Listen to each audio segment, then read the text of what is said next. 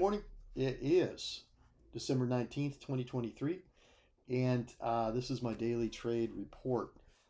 So this morning, turns out that last night Bank of Japan made an announcement that they're going to continue with their monetary easing and keep negative interest rates unchanged. So that had a pretty profound effect on the market because the GJ loved that news and it rocketed up starting last night at about 9 o'clock.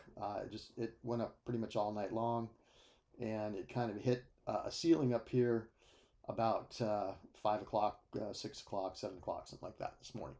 So I came on and started checking things out.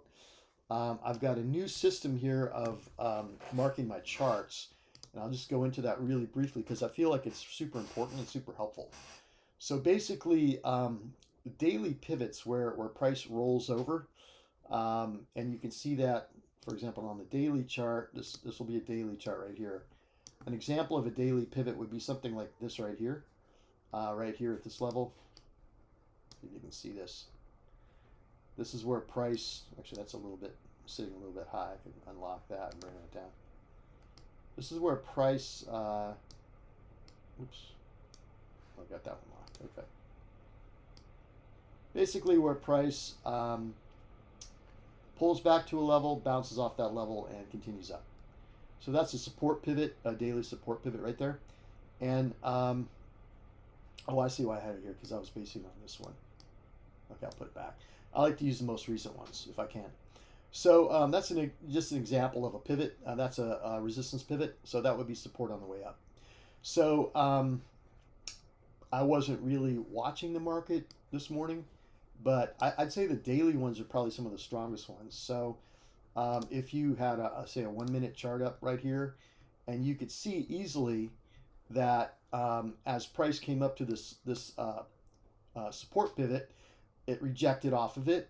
It broke through with a fake out and then a shake out off of it. It came up and double topped against it a couple times, and then it held a double bottom against it right here. And when it held the double bottom against it, that's when price could actually really launch and really take off in a big way. So as you can see, these daily pivots are critical for, if checking things out and you want to get a really good entry. So yeah, double bottom. You just have to watch and see how price reacts to it. If you understand how price will typically react to these types of things, then you can be ready for them and trade them well. So anyway, back to this. Okay, so I'm putting on daily pivots in solid black, 4-hour pivots in dashed black, 1-hour pivots in dotted black lines. Okay, then that's the first chart. The second chart, I'm sorry, this goes on all charts. This is global, and this goes on all charts, all three charts. The first chart is going to be for slower time frames, and I'll click around between daily, 4-hour, and 1 hours. So the EMA settings will be 5, 8, 20, 50, and 200. And basically what you can do is you can click through all three of these chart settings, daily, 4-hour, and 1 hour, find the substantive EMAs that are actually present in and around the current trading zone, and then put those in globally so that they show up on your faster charts too. So that way you can be looking at your faster charts and you can know, hey, there's a 4-hour 20 right here, or there's a 1 hour 200, or there's a daily 8 or whatever. It's very clear. You know exactly where all the major EMAs are for all the time frames on one chart. So so on your 15-minute chart, you've got 4 different EMA settings. You've got all settings for the 15. You got the substantive levels for the daily, 4-hour, and 1 hour that you found on the first slower time frames chart. So you can see though all those on the 15. Then on the 5-minute chart, you've got 5 settings. You got all the settings for the 5, okay, and the 5 has the 5-minute has 8 and 7 and 6 and 5 layered on it, and there's a reason for that. I'll get into that in a minute. 5-minute has 8, 7, 6, and 5 layered on it. Okay, so then you've also got, obviously you put these in before globally, you've got the substantive ones for the daily, 4-hour, the 1 hour, and the 15, and you can look for apex trades using this system. So in other words, you've got all kinds of opportunities now to see where your diagonal support is going to match up with your horizontal support. And you can add, and you should probably be adding these by the hour as you go along.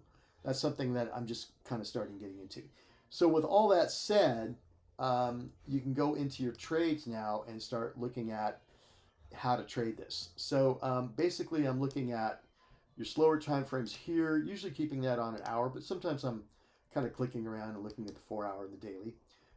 This one, keeping on 15 and sometimes on 5. And this one is pretty much the one I'm trading on, this one over here. This is the 1 minute, but it has 5 minute levels on it, as well as all those other pivots and EMAs on it. So if I don't know what any one particular EMA is and I want to know, like I can't remember, I'll just click it and it'll tell me. This is the 15-minute 20 period moving average. So I always know what everything is, and if I don't know, I can find out in 1 second. Okay, so basically I was waiting this morning to see what was going to happen. Price had really consolidated up here this morning and stayed consolidated. It was chopping around in this area up here under 184. There was a 4 hour pivot up here, and that was very, very strong.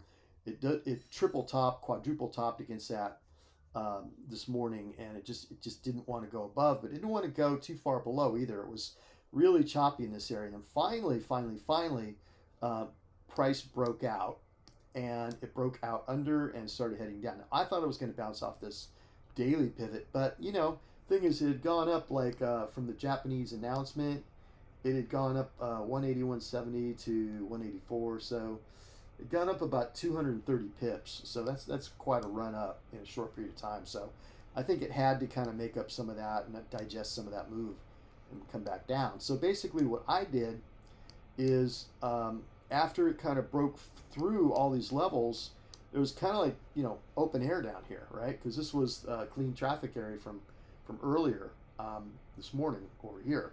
So basically there was fairly clean traffic between these levels here and this level here, which was a 15-minute 50.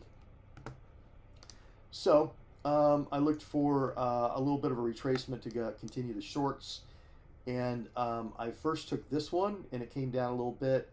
It gave me about $500. I didn't take it. It stopped me at break even. Then I got into this one, and it came down a little bit, $200 or $300, stopped me out break even. And I'm like, okay, this isn't really working too good. I'm just scratching out. So I said, let me wait for the and basically I had a 1 minute on this one. I turned it off, but because it was coming down so fast, I was basically trying to trade it against first this level. This was a 15-minute pivot, and then against this 1 minute fast level. This is like a 1 minute 5 or 1 minute 8. So anyway, eventually I turned that off and said, okay, that's not really working. That's a little too fast. Let me wait for the 5 period on the 8. So I thought that would probably glance off that. So it got down here. It wasn't showing because it's a lagging indicator. So what I did is I just put an extension on it. And I put an extension on it like that. And then, because it was only about here when the price was here. It was only to about here. So eventually it did come up. It tapped into it. I shorted it. And I put like heavy shares because I didn't expect it to go too far. So I just put heavy shares and took like about $850, something like that off of it. And between the other scratch trades and stuff like that, and some trades I did last night, some small trades I did last night, I made about close to $1,100, which is good because I had lost $1,100 yesterday. So basically that's what I did. Yeah. So anyway, this is a really good method because, it's like finding these trades is going to be a lot easier when I have all these levels on here. I know what they mean. I know they look like a mess to probably some people. They probably look like spaghetti to some people, but basically I know what they mean. So, and I'm trying to explain to you what they mean. So hopefully, we can, I can use this a lot and continue to profit from it. So that's it for now. I'm going to show you this real quick. This is my day 4 of my FTMO count.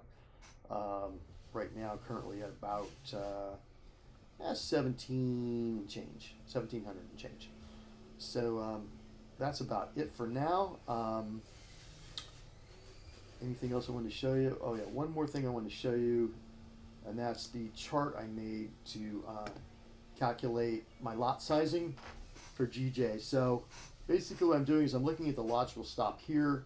I'm adding 2 pips for spread on the way in and on the way out, and that's the size of the stop. I'm dividing that by $1,500 or $2,000, depending on how I feel like trading, and then the conversion rate is divide that by 6.94. So that gives me my lot sizing, and I'm scalping, but I'm getting so technical that I'm able to, hopefully scalp out some wins here. 500 here, 1,000 there, 1,500 here, 2,000 there, and hopefully we'll go ahead and make some real progress this time around. Okay, that's it for now.